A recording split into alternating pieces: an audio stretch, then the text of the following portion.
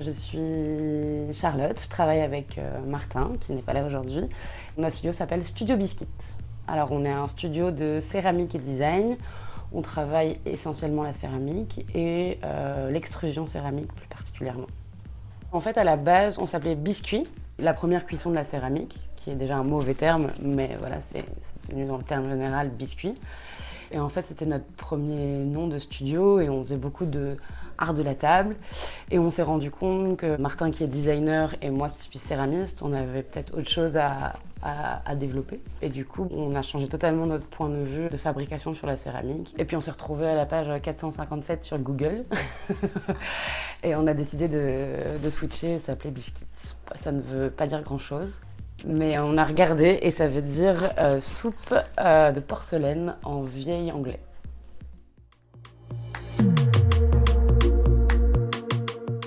Comme je disais, Martin il est designer et moi céramiste. Et donc on a deux bagages très différents. Moi je viens plutôt de la sculpture et on avait envie de pousser la céramique dans ses retranchements en fait. La céramique c'est solide et tout le monde pense que c'est quelque chose de très fragile.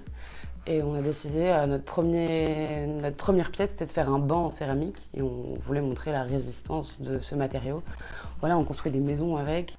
On continue comme ça à explorer ce côté un peu brut de la terre. En fait, Martin, il est passionné de machines. Il a un autre travail qui consiste à fabriquer des machines. Et donc, on s'est plutôt inspiré de l'industrie enfin en tout cas dans notre technique de fabrication. Nous, on travaille l'extrusion.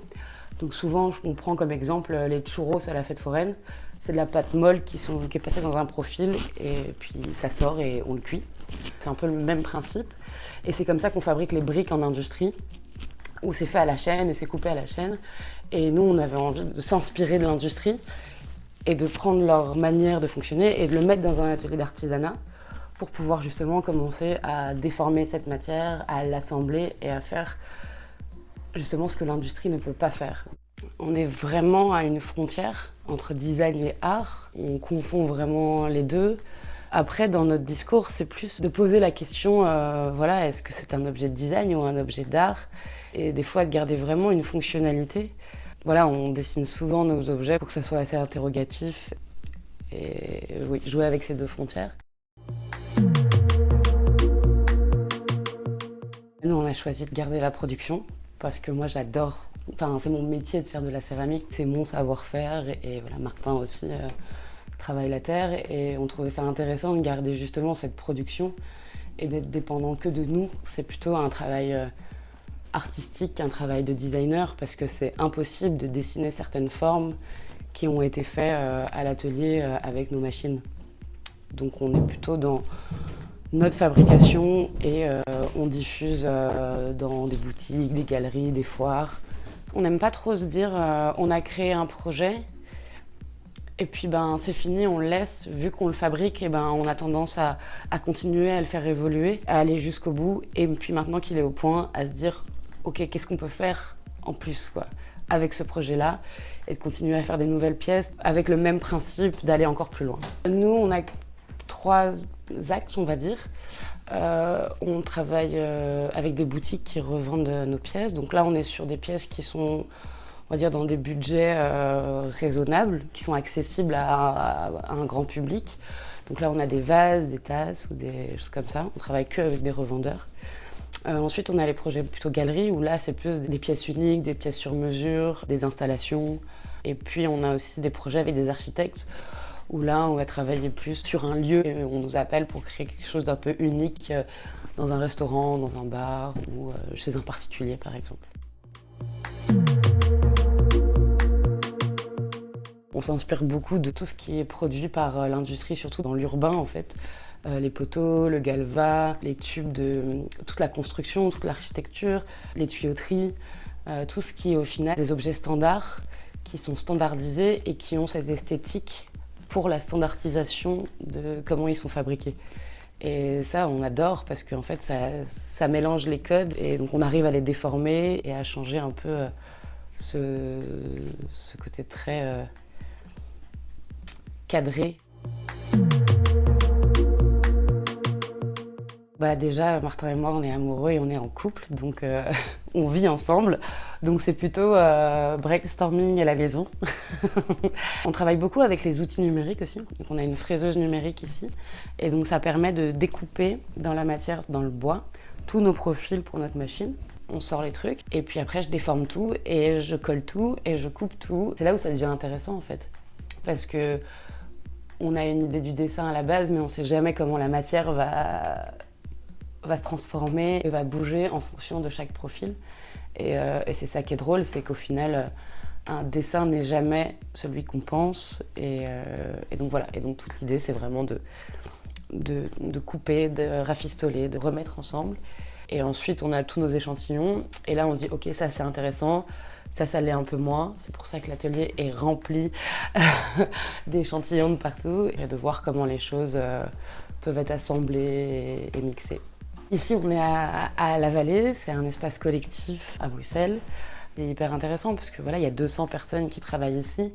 Il y a énormément de collaborations qui se font entre les gens. Et c'est un moteur en fait. Un de nos premiers projets avec Biscuit en 2018, c'est on a travaillé avec les architectes juste au-dessus de nous, Mammouth Architecture. C'est eux qui nous ont donné notre premier gros projet. On a fait tout un rebord de piscine pour un particulier.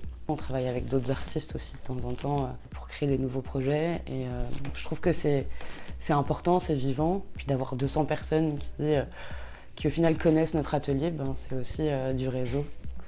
Au début, j'étais toute seule en tout cas dans l'atelier. Martin vient aussi 1 ou 2 jours semaine. Mais là, j'ai dû prendre quelqu'un, mon collaborateur Gilles, qui vient 2 jours par semaine. J'ai aussi de temps en temps des stagiaires qui viennent aussi pour travailler à l'atelier. Et donc forcément, on commence à faire des objets de plus en plus grands, qui prennent de plus en plus de place et on a de plus en plus besoin d'espace. Et donc forcément, petit à petit, je vais de plus en plus loin dans la vallée. Puis du coup, on a eu des nouveaux fours, on a des nouvelles machines aussi qui sont en construction. Et donc forcément, plus on a besoin de matériel, plus on a besoin de gens pour nous aider, plus ça grossit.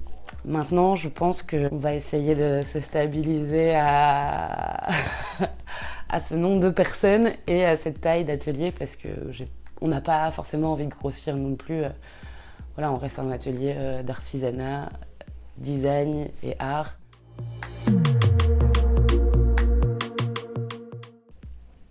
C'est la bête.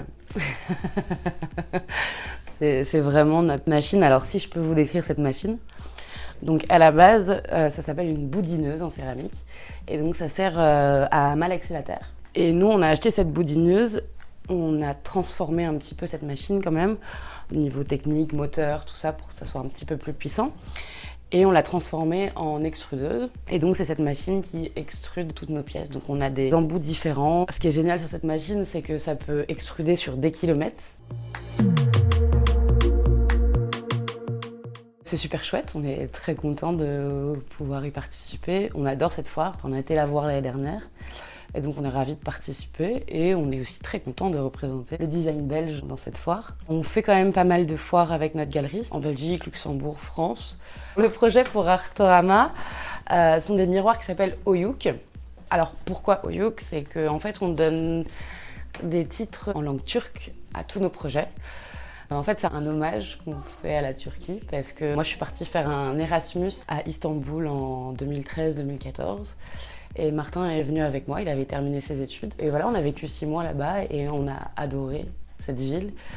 Et on a adoré cette langue aussi. Là, ça nous correspond à tous les deux. C'est là où on a vraiment décidé un peu de se dire peut-être qu'on travaillera ensemble un jour. Oyuk, ça veut dire alcôve en turc. En fait, c'est des miroirs. On aime bien travailler le miroir parce que c'est un objet du quotidien que tout le monde a chez lui.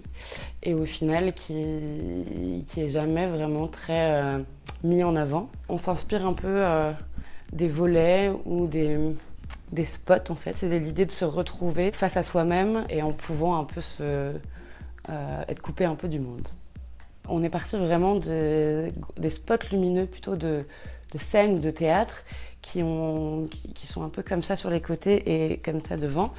Et c'est un peu cette idée de diriger la lumière. Voilà, c'est pour créer une direction en fait à la lumière. Et nous, on avait envie de créer une direction au regard et au fait de se retrouver face à soi. C'est très dur de répondre à cette question vu que j'ai vraiment pas cette casquette de designer, mais en tout cas, je sais que pour Martin, c'est toujours des codes et des références qui inspirent les designers. Je pense que le design, enfin pour moi le design d'aujourd'hui, c'est un peu se questionner sur la société et créer des objets qui ont enfin, des objets du coup qui ont une fonction et qui puissent questionner le spectateur ou l'acheteur sur l'actualité.